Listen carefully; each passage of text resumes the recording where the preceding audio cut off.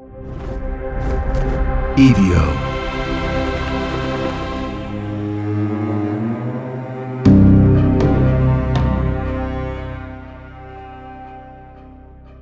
Welcome back to The Devil Within.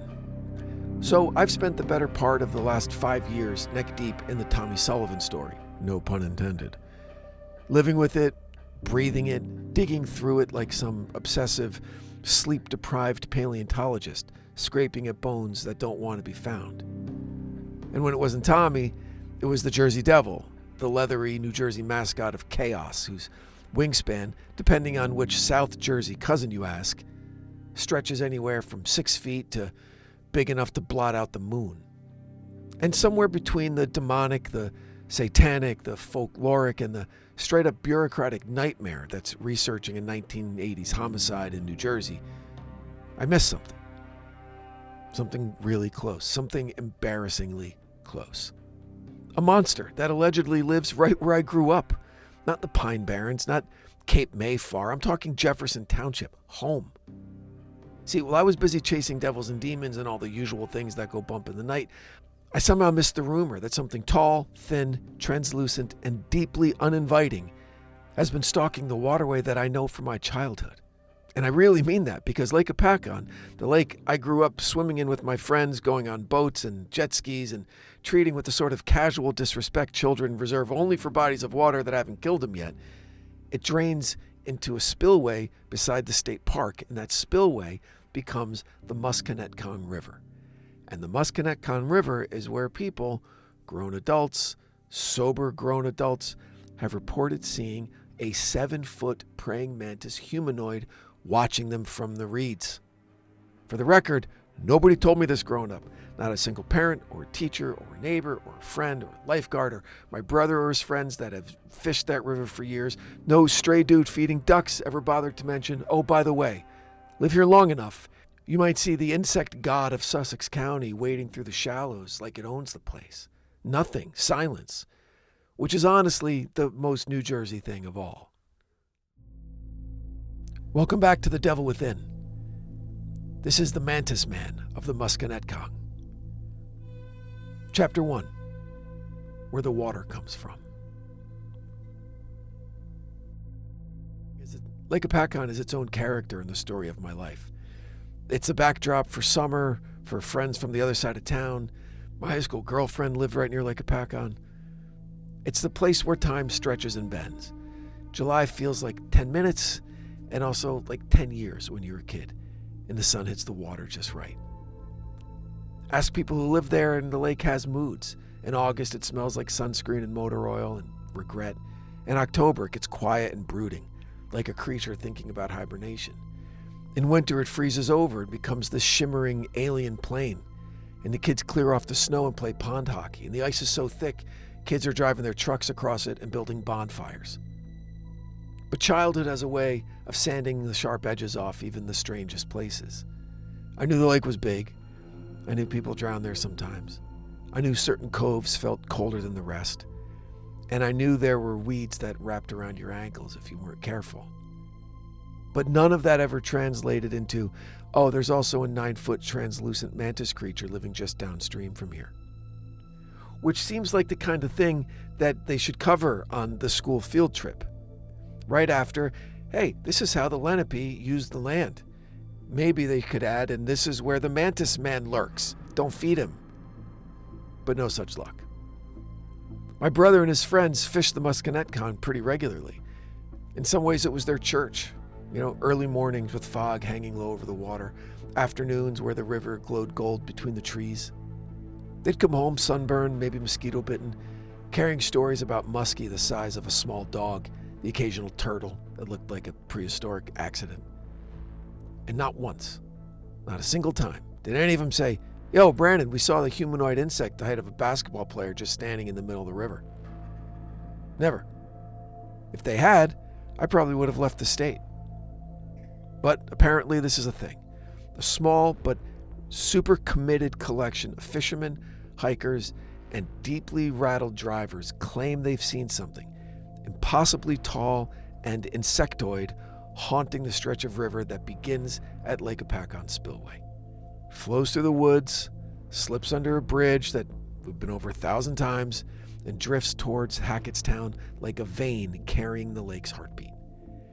It's a river that defines the landscape of that side of town, a quiet thread stitching together memories of tons of kids that never thought twice about it. Until now. I was back there recently just to see it again with adult eyes. And, Jefferson looks the same in that uncanny way that hometowns always do. Half of it exactly as you remember, the other half subtly rearranged, like someone pushed the scenery just a couple inches to the left. I parked near the spillway, walked out toward the river. It was cold, the kind of cold that wakes you up without your consent.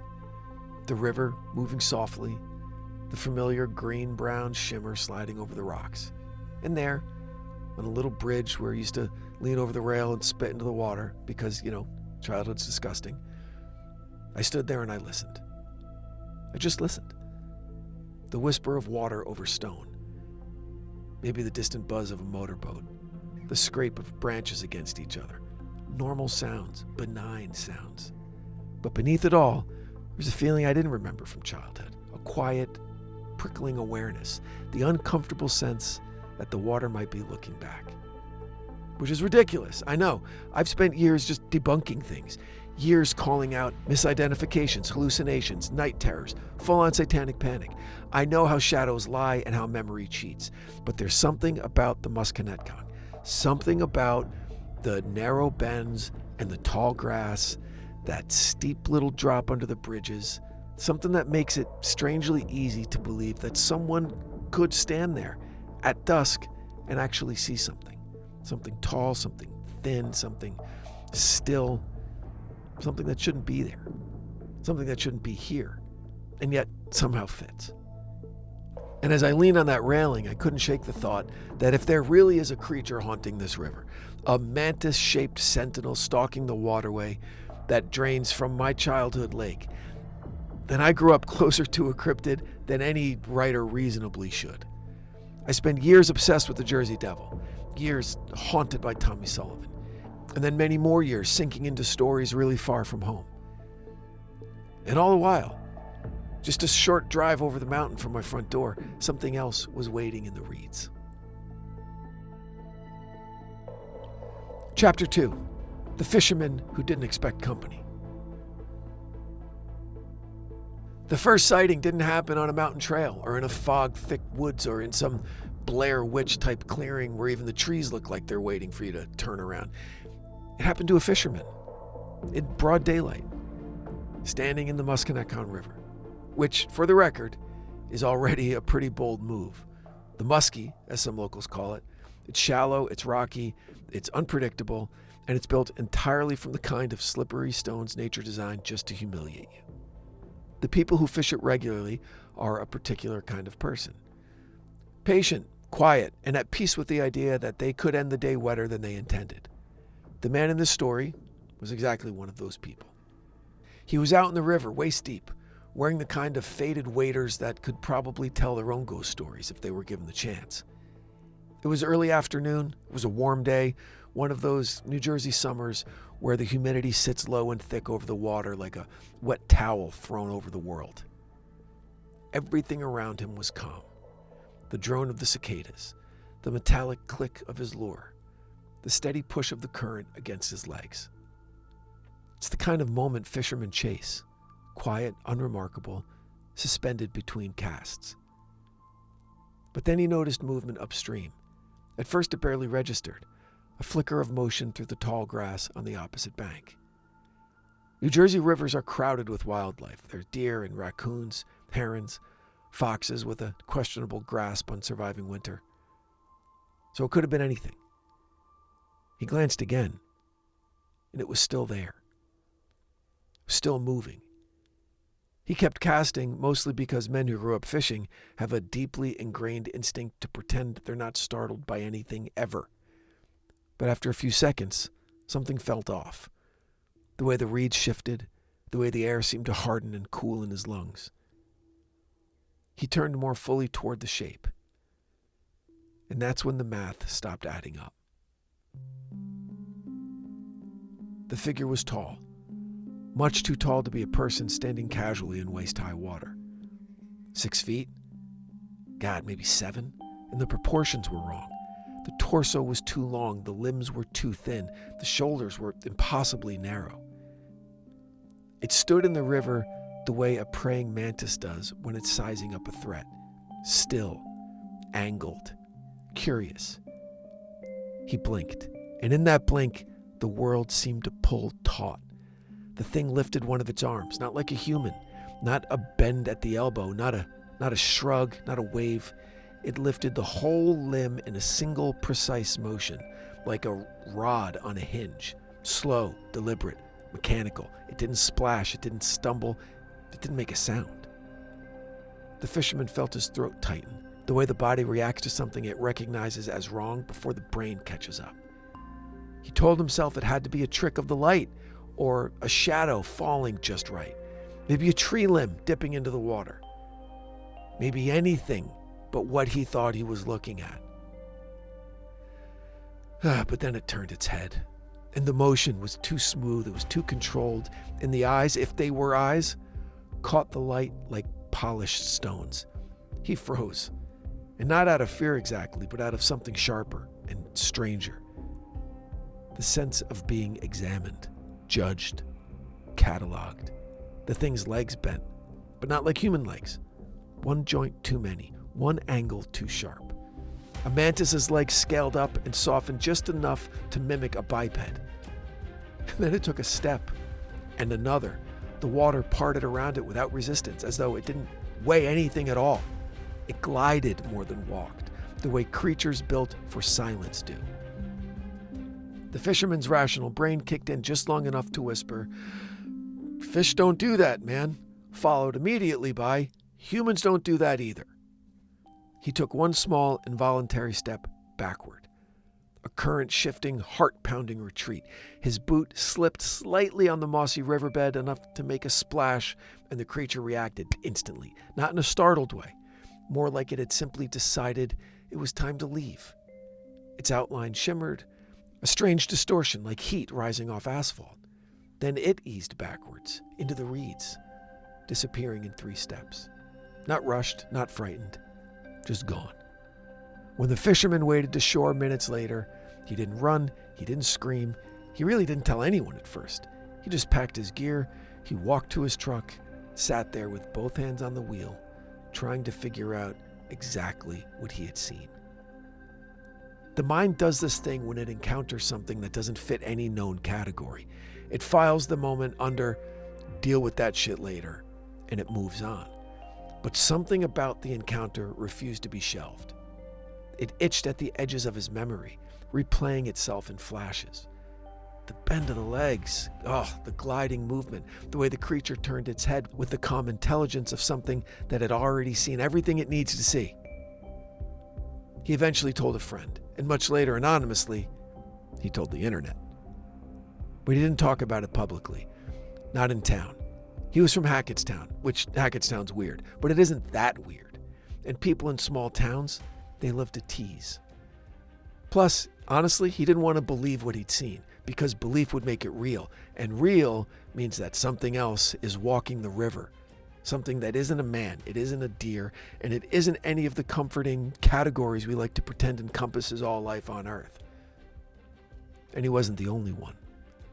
His story would become the first chapter in a small, unnerving pattern, a set of encounters that would stretch out over years, always in the same stretch of the river, always involving men who knew the water well enough to know what shouldn't be standing in it. But that part comes later. For now, imagine yourself in that river, waist deep, sunlight cutting through the trees just so, the shadows long and shifting. Imagine scanning the opposite bank and realizing you're not alone, and that the thing watching you isn't human, and is tall enough that you would have seen it from the road if you'd been paying attention. Imagine standing there while something impossibly strange, impossibly silent, studies you with the patience of a creature that has never been afraid of being seen. And then, imagine it simply deciding to leave. Next comes the second fisherman. What he saw wasn't just strange, it was impossible.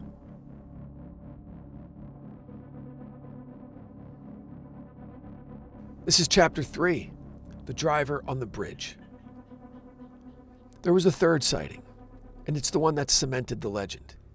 And it didn't come from fishermen, from hikers, or anyone who might reasonably be expected to hallucinate a 7-foot insect in a river because they'd been standing in the cold water too long.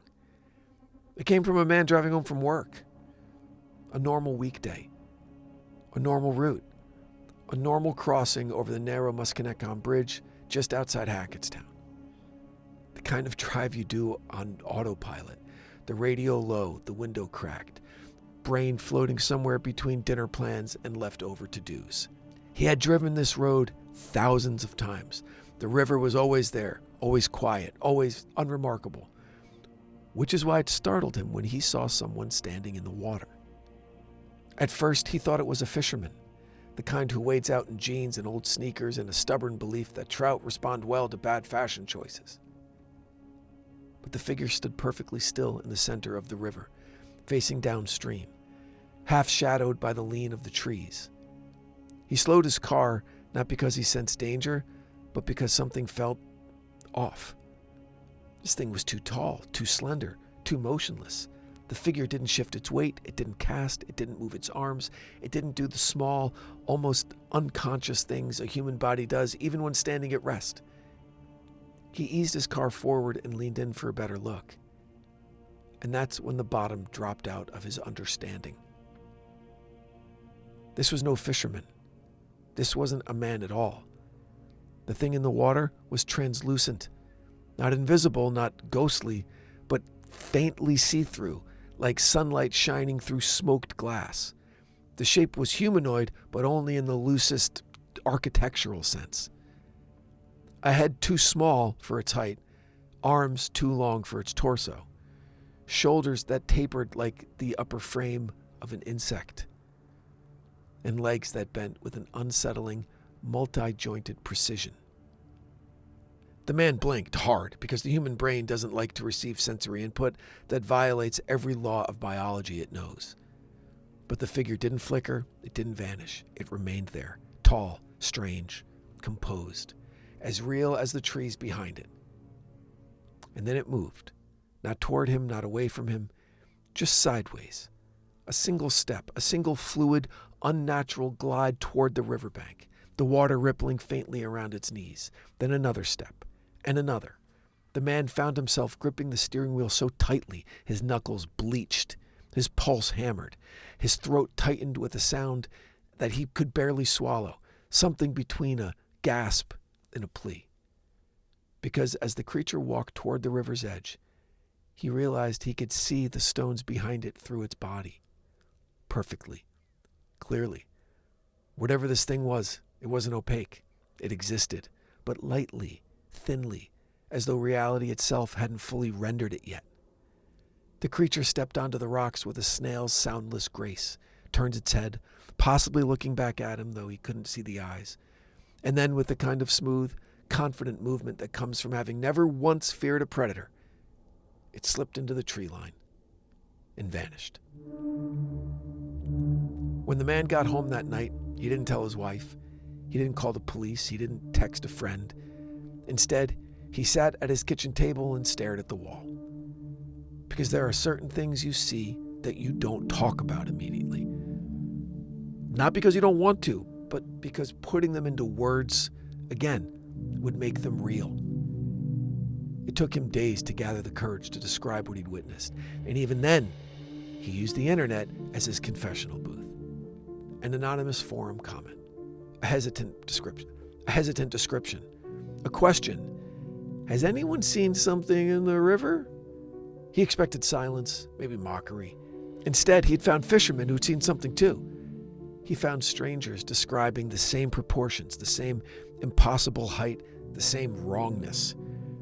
He found a creature made of rumor and fear and wet footprints, a story that lived just beneath the ripple of everyday life. And without meaning to, he gave the legend its anchor point, its icon, its identity. Mantis Man, the river's most unsettling secret. And here's the part that hits me hardest. This bridge, the one where a grown man saw a giant translucent praying mantis walk out of the Musconetcong, is the same kind of bridge over the same river that we grew up crossing every time we went to the other side of town. The hundreds of times I drove over there to see my girlfriend or my best friend who lived on the lake. These stories didn't come from remote woods or far-flung countries. They came from my own backyard, from the water where we'd swim and boat in the summer, where my brother and his friends cast lines and lost lures, where we spent summers without ever knowing what might be standing in the reeds just downstream. I spent years obsessing over the Jersey Devil, years sifting through the darkness of Tommy Sullivan, years chasing other monsters across the country. And all the while, one might have been standing quietly in the river I grew up with, watching fishermen, watching hikers, watching drivers who weren't supposed to notice it at all, watching my brother. Sometimes the strangest stories aren't the ones we go searching for. Sometimes they're the ones that are waiting for us at home. If the fishermen were telling the truth, and if the driver was telling the truth, then something walks in the Musconetcong River. Something taller, stranger, and older than anything Jefferson Township ever warned us about. But legends also have a funny way of growing legs, even if their monsters never did.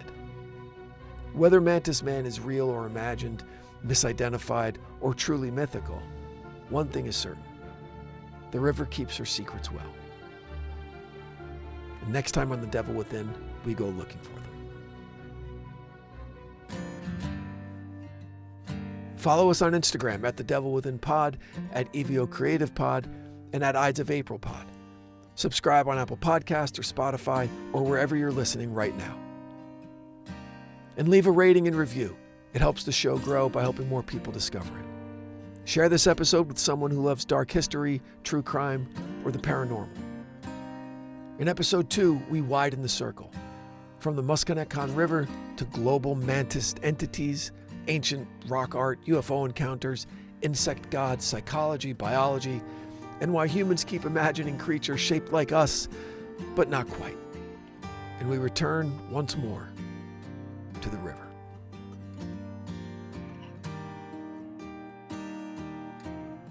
Check the show notes for amazing deals from the great companies that still support long-form storytelling. Quince, luxury essentials at affordable prices. Go to quince.com/devilwithin for free shipping and 365-day returns.